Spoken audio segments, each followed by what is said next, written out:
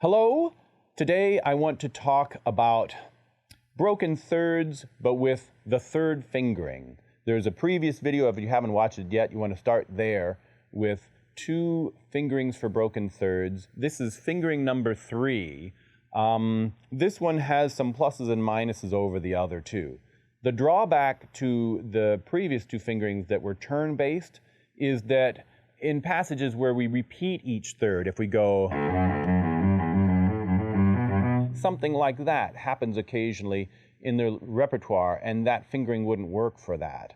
And then I'll tell you about the other benefits of the third fingering when we get there. But let's first of all transpose and learn it in terms of F major, which you'll understand why in a moment. So here's F major. First of all, incorporating the open strings would just be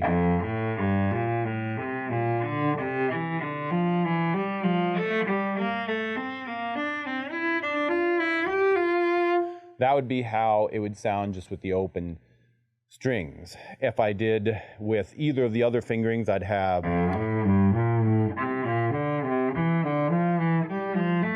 etc. The nice thing about starting with F major for the third fingering is that it's based on having both notes that are a third apart always be on different strings. So I'd go something like this.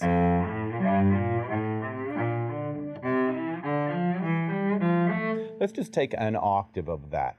Once you get the bottom octave and you get the pattern, you can add other octaves as you are so inclined. So F A, G B flat,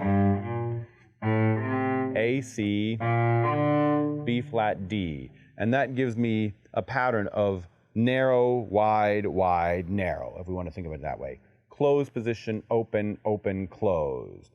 Regular, extended, extended, regular. I'm reinforcing this because this is a really important pattern for you to know.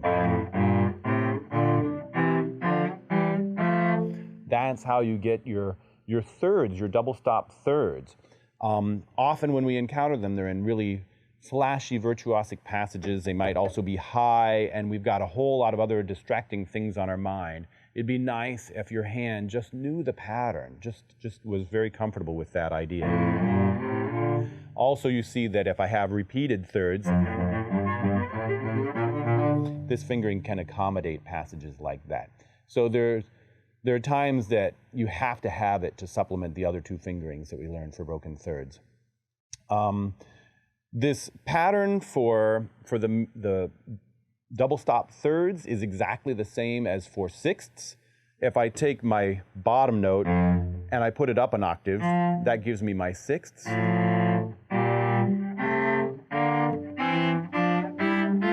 Now think about it. I went narrow, wide, now wide, and then narrow. Of course, I get to do the same thing on the next higher string. That pattern, narrow, wide, wide, narrow, twice.